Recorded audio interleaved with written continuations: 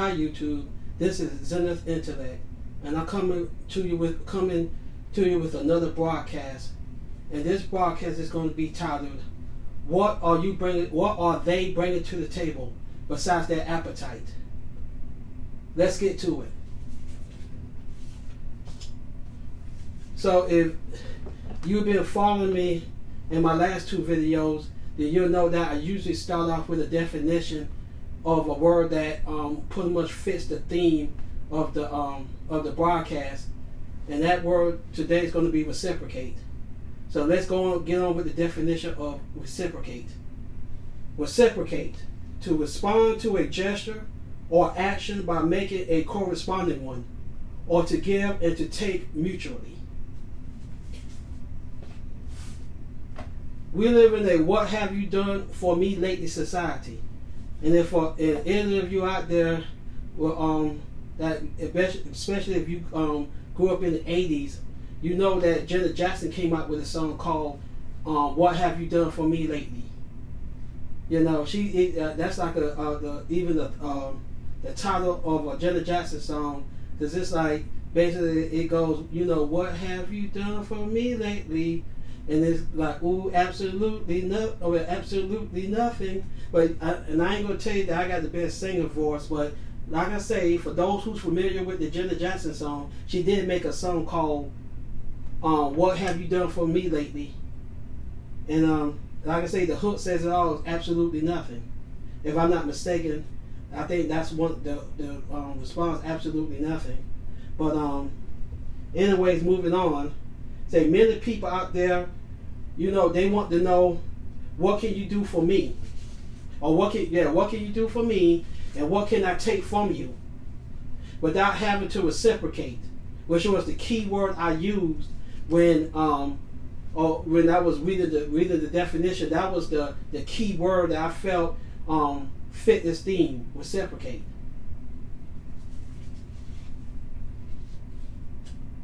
So you give me a moment. I gotta sort through my cards real quick.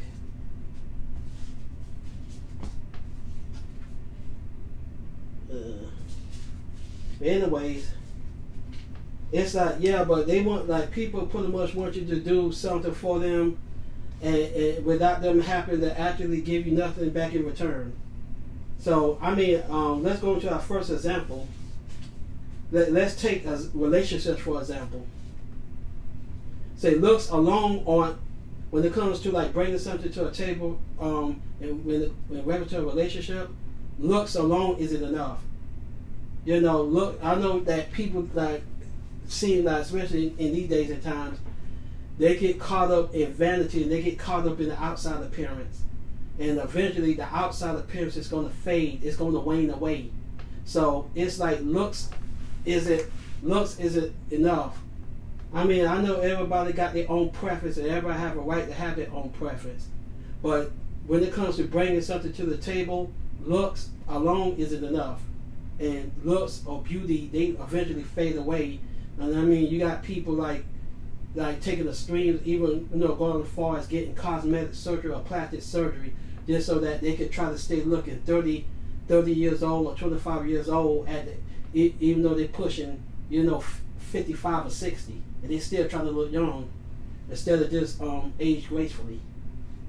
And so looks alone isn't going to be enough to bring to the table. Also, and I'm talking to the men, having a big penis or your stroke or sex game isn't going to be enough neither. That's not going to be enough to bring to the table, because you know you're working with 12 or 10 inches, or you know you trying to perfect your stroke game or your sex game. That alone isn't enough, because eventually, I mean, you could penetrate some woman to the point where it's like, okay, that's all you got, that's all you can do, you know, that's all you can do, just penetrate me, or, you know, just eat off the plate per se.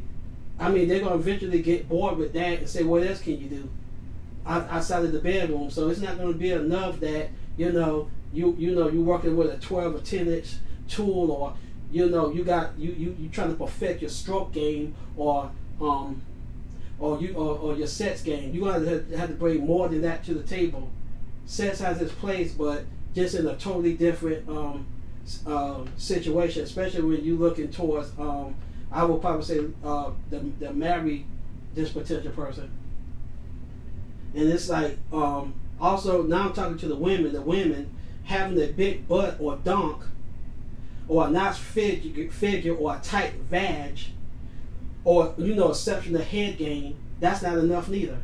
I mean, because I was like, having a tight vag, he's gonna penetrate that to the point where it's not tight anymore, and hollow that out, and you could give him head like every freaking day if you want. Eventually, he's gonna get bored with the head. And I don't care how well you do it.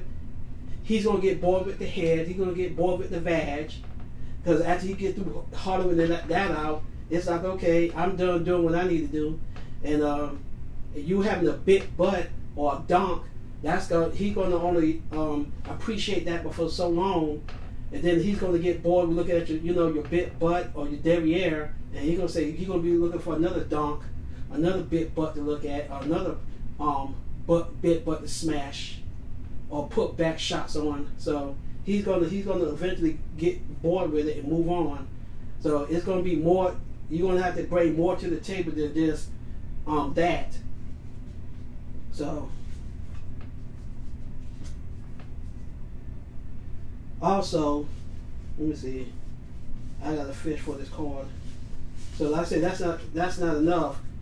So they say, so what happens after both of you, after y'all link up, but per se, after you link up and you're both done staking up the sheets. When you're done doing your roly-poly and staking up the sheets, what's going to happen beyond the bedroom? What's going to be happening beyond that?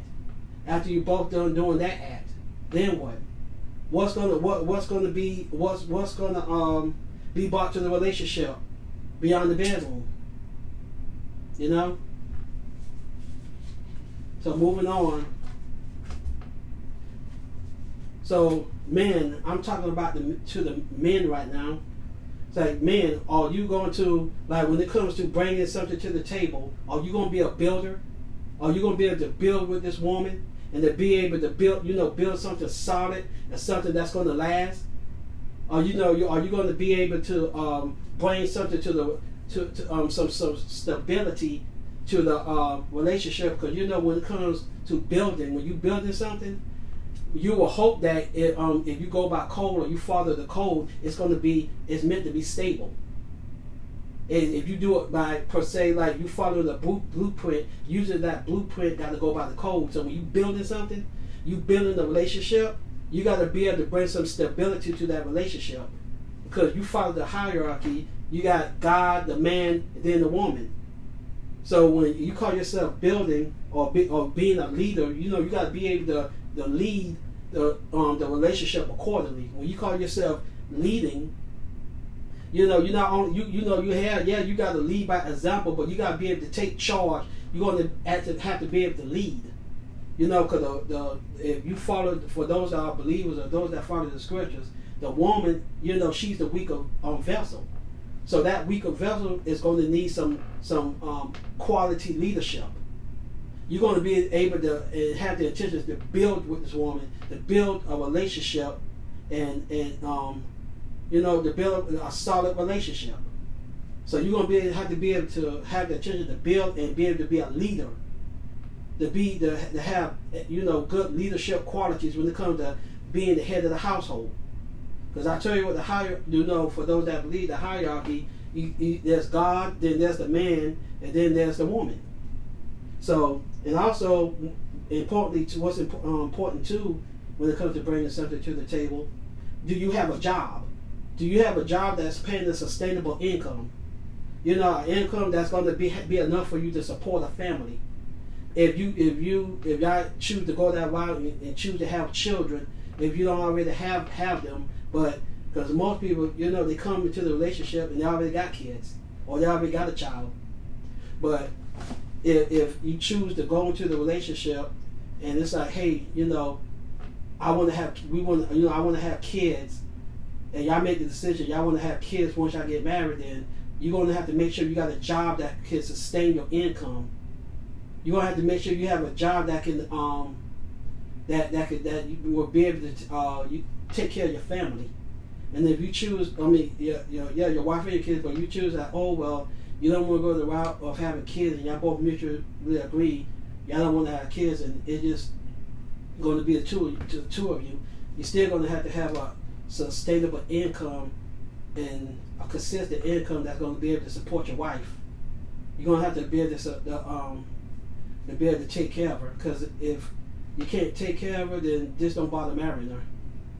She'll probably be able to do better all by herself. So if you can't sustain her, take care of her, if you don't have a job, you can't support her or take care of her financially, you don't need to marry her. You might have to stay single. Do you have intellect? Do you have reasoning? Can you think through emergencies or problems? So if something come up, like if the roof gets damaged, like a hole in the roof or something, are you going to be able to know what you need to do in order to try to get that roof fixed immediately? Are you going to be able to make the proper phone calls and touch the bases with the people that you need to touch bases with? And I'm quite sure if you're smart, you got homeowners insurance. Of course, yeah, you're going to have to touch bases with them so that they can try to get someone out there, send someone out there to try to get the roof fixed, or any other type of problems that can arise in a home. If per se if you're a homeowner, or you live in an apartment, you probably don't really have to worry about that, because that's what you got a landlord for. But nevertheless, you still got to be able to solve problems, or even could be an emergency with the vehicle. You might be traveling somewhere and the tire goes flat for whatever reason. You're gonna have to change, and are you gonna be able to change the tire? And if you're not able to change the tire, or have the spare isn't up to par, then can you actually make the phone call somebody to come out there and to be able to change, like either get a tow or be able to put air in your spare, so you could get on your way. So eventually you'll be able to get a tire. But that's just some examples of saying that as a man you should have some intellect. You should have some reason, be able to reason and have critical thinking skills, and not just leave it to the woman to be able to solve all the problems and fix everything. It's like, okay, well, you know what? I'm going to lead by example. If something comes up, she can depend on you to be able to get the problem fixed, to be able to handle your business per se. She can depend on you to be able to do that. So it's important. You have some intellect about you, so rational. You be able to think rationally, and also, like I say, most importantly, have critical thinking skills, so you could be able to effectively solve problems. And say, are you good? Yeah, are you good with your hands? And that ties in pretty much what I was just saying. Are you good with your hands outside the bedroom? Can you fix things? Cut grass to do yard work? Can you perform basic vehicle maintenance? If something around the house, I say, I guess, if there's something around the house, it's like, gosh, you know what? I can actually fix this by myself. I don't even have to call a handyman or call some professional. I could fix this by myself, because if you're handy and you're handy like that, then it's like, okay, cool. Well, you could go ahead and fix the problem yourself and save the family money. And also, like I say, be able to stay stay on the grass, the yard work. Make sure that you stay on top of the grass and don't have the grass growing to the point where when somebody pull up past your house or pull up to the house, all they can see is the rooftop, because your yard pretty much looks like a freaking jungle. As they would say, it's a jungle out there. It's like, well, yeah, that's how your house looks, or your yard looks. I would say your yard looks. It looks like a jungle. So, yeah, it'd be great if you can like actually work a lawnmower. Whether you got a riding lawnmower or a push lawnmower, I got both. I got a riding lawnmower and a push lawnmower, so I get down both ways. So you stay on top of that grass and make sure you keep the grass cut and have your weed eater on hand and anything other tools you might need to keep your grass your yard looking somewhat decent or immaculate. Have your yard looking good, because I'm quite sure it will make the wife feel great to come home to a nice looking yard, and that I'm quite sure she will appreciate that. And also too, like I said, you be able to also perform basic maintenance on the vehicle. Make sure that there's oil in the vehicle, or if the vehicle needs to have an oil change, get the oil change. And if you could do an oil change on yourself, you know how to do one, that's even better. Make sure that you change the oil in her vehicle and in your vehicle too. Make sure that you change the oil. Make sure that or you keep a quarter to an oil in there. If you see it's running low, you get the tires rotated. And also make sure that the both vehicles got a spare, her vehicle and your vehicle. If y'all, like I said, y'all got your own vehicles, make sure that you do the basic maintenance on her car, and make sure that everything is running right on that vehicle. Car, truck, SUV, whatever she driving, whatever you driving.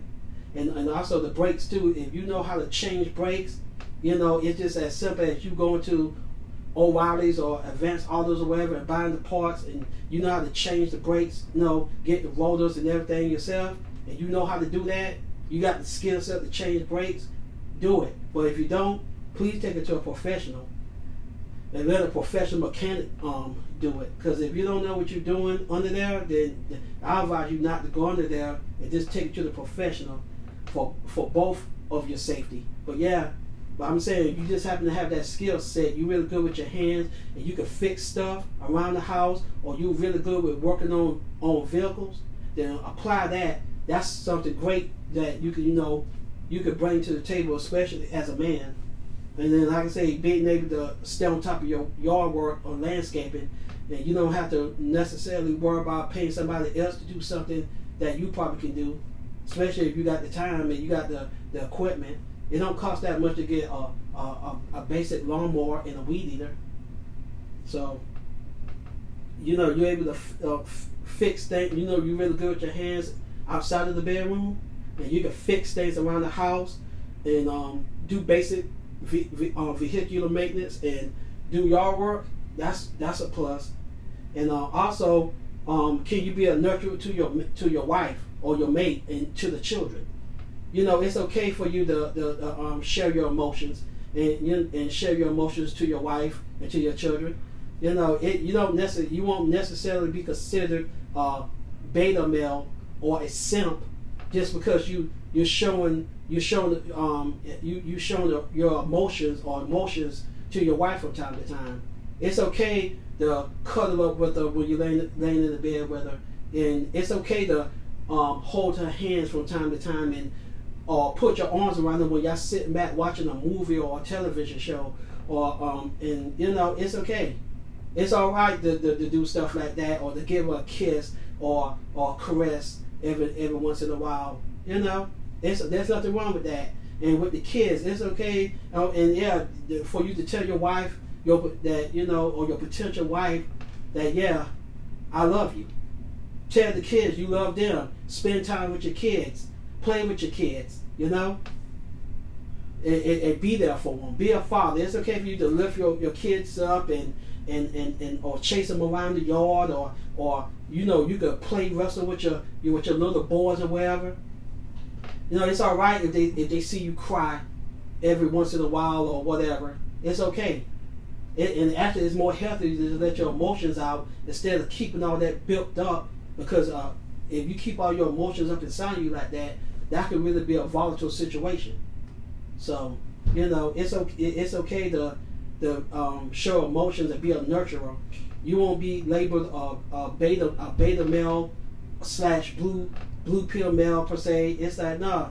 It's like you could be an alpha male or red pill man and still be able to express your emotions and not necessarily be looked at as a simp. So, can you carry as well as keep a conversation? Because you got some men. It's like couples. It's like, gosh, it's like they might speak to each other for 5 minutes, and then everybody's on their phone. He's on his phone, she's on her phone, or whatever, and the kids is on their little tablets, a phone. Nobody's communicating, nobody's talking. Everybody got their eyes glued to what's going on Facebook or YouTube or Instagram, and the kids is watching whatever videos they're watching on YouTube, and everybody's consumed with what's going with social media or their phone, and they can't even carry a conversation for 5 minutes. You see your wife after a hard day's work, it's like you can't spend at least an hour talking to her and talking about things. And whatever topic y'all choose to talk about, y'all don't necessarily have to talk about, things that's going on like that with the house or bills and finances and all that stuff. But you can talk about other things, but just be able to have a deep or stimulating conversation, whether not just being saying per se, just stimulate her in the bedroom, but also be able to stimulate her mind. Don't just keep it as far as stimulate. Oh well, yeah, I just leave to stimulate you in the bedroom, but can you stimulate her mind? You got some guys that think they're doing something in the bedroom to some woman, and even if you are married, thinking that they're pressing the right buttons and hitting the right spots, and they can't even make their mate orgasm. So it's like, okay, it's like it's important to have that type of connection, but that has its place. But most importantly, what I'm asking you now is, can you keep her mentally stimulated? Can you hold a conversation with her for more than 5 minutes, or just telling her, how work was? Because that could be pretty boring. I don't want to come home and talk about work, and you just left work. Find some other interesting topics to talk about. But being able to hold a conversation and or initiate a conversation for more than 5 minutes. Now I'm done with the men. Now I'm switching over to the women. So, woman, do you have a job? And I'm just saying that because, like, we live in a different time now. In a time where there's a lot of 2-income households, and you got men. They probably making, but some will probably say, "Oh, well, they're making like $45,000, $50,000 a year." So of course, it's like, if they have the mind to get married, and whoever that woman may be, they might say, "Well, hey, you gonna need to be working too, because in order for us to be able to get this house or keep the mortgage up, the utility bills, or pay the vehicle make the vehicle payments or whatever." That's saying, most people, it's like if your vehicle is paid off, then you're already winning. But if you find yourself still, y'all both making vehicle payments, but still, it's gonna. What I'm saying is that, okay, the man might expect for when it comes to bringing something to the table, that the woman have to work too, so that they could be able to get these bills paid, and that also live the quality of life that they want to live, But then you got some men that say, "Well, hey, you know what? I made $200,000 a year. You don't have to work." But the thing with that being said, since you're not going to be out there working, you're going to have to be able to take care of the house. So with that being said, it's like, okay, well, can you cook? Can you clean? Can you raise children? If y'all choose to go that route and have children, or if y'all don't already have children from prior relationships, you got some women. There's women out here that they can't cook. They can't cook. But you should be willing to learn though. If the man knows how to cook, let him teach you some things around the kitchen. Let him teach you how to cook. Or if you could get access to your mother, and say, get your mom to teach you how to cook, teach you some cooking basics.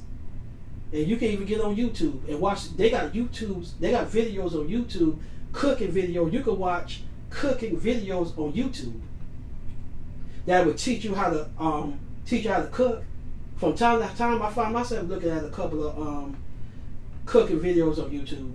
I mean, I know how to cook, I know how to chef it up, but there's some dishes where it's like, okay, I want to learn how to cook this, so cause it's not a part of my cooking arsenal. So let me go ahead and learn this, and I just pull up a YouTube video and get a step-by-step on how to prepare the dish, so I could really impress my wife. But yeah, it's like You can even go to use YouTube as a resource if you don't know how to cook and learn how to cook. If you if you don't know how to cook, fine. But if you're willing to learn how to cook, that's even better. And I would hope that you're already clean.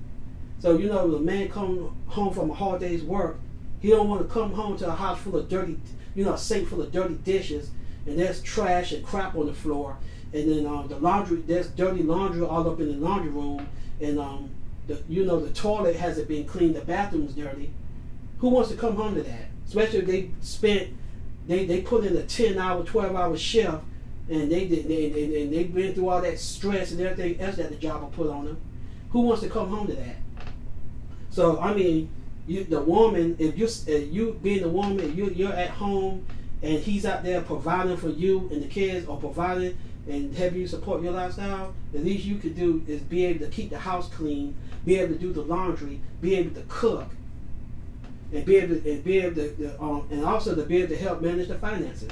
If he needs for you to pay some bills, it's like, well, cool. You should be able to, whether you pay the bills online or you have to physically go to the place and pay the bill. Because I know some people, with some bills, they prefer to go up to the place in person and physically pay the bills themselves there. And then you got people who, like, they take the convenient route and say, hey, I just pay this online. However, the way you choose to do it, that's fine. But the bottom line is that as long as you pay the bill, you can help the man while he's at work, say, hey, well, let me go ahead and get these bills paid and get the finances, distributed as far as get these bills paid up in that way. He's out there making the finances. You shouldn't have a problem to help manage the finances when it comes to getting the bills paid and whatnot. So you should be willing, you should be able to do that. And also too, if you're one of those women that are thrifty and y'all love to coupon, that's a perk. Because my wife, she's a couponer. She loves to coupon. And I don't have any problems with it, because you know why? By her couponing, she saved the household a lot of money. She saved me a lot of money. She saved herself money. When I open up the refrigerator, there's all types of goodies and treats in there for me and the kids and whatnot. So it's like we got a full fridge, a full pantry, and we got a full deep freezer too.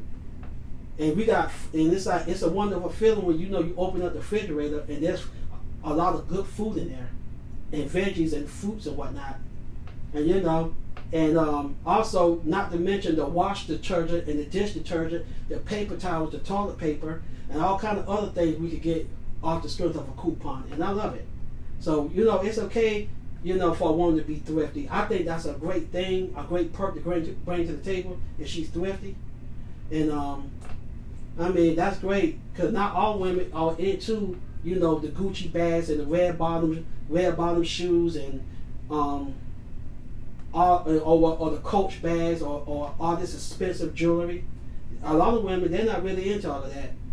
You got some women, I'm not saying there's anything wrong with looking nice. If you into that type of stuff, great. If you got the money, the finance that, then be great. But I'm just saying, like, I think that it's a great value and it's a perk for a woman to bring her thriftiness to the table, because in the long run it's going to help both. It's going to help the marriage out when financially. Y'all won't find yourself always being broke and I guess living from paycheck to paycheck. And if something comes up or where a major repair comes up, it's like, okay, well, I can. We got the money to fix this. We got the money in the savings account or the emergency fund. It's available because she's thrifty. And it wouldn't help if the man be thrifty as well. But I'm talking about the woman right now. So yeah, that's a plus. If you thrifty, that's a plus. To be able to bring that to the table. And woman, can you hold a conversation as well? Because I say, yeah, can you hold a conversation and stimulate your husband mentally and intellectually as well? And not just sexually all the time. You can stimulate him and not have to be on your knees or have to be bending over for him all the time per se. It's like you can give him some good conversation too. Give him some good conversation and stimulate his mind for about an hour or two. talk about. There's so many different topics that can be discussed and talked about. But sometimes, y'all can have just as much fun and just as much of a good time talking and chopping it up than necessarily humping all the time.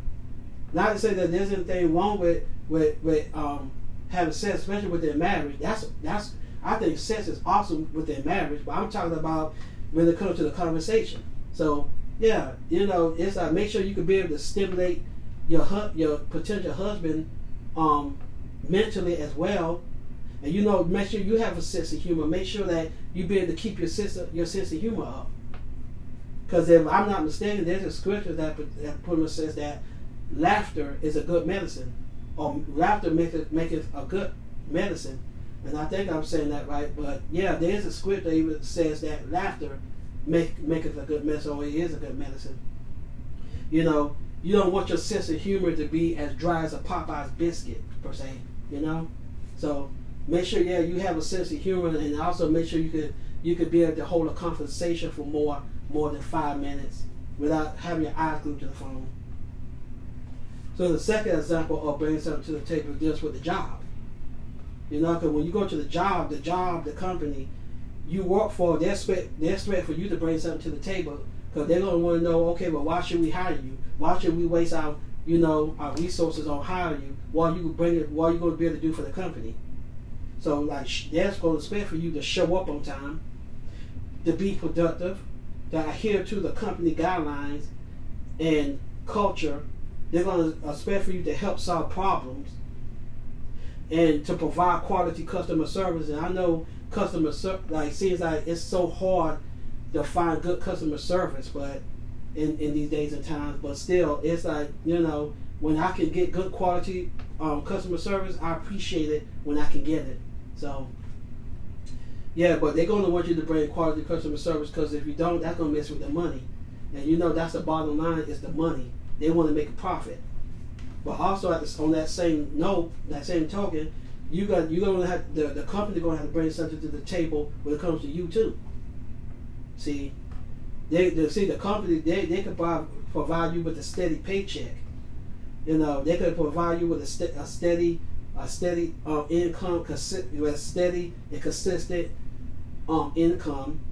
They can offer you insurance, and I know that there's some jobs, especially if you're working in like food service, like the fast food places or the pizza chains.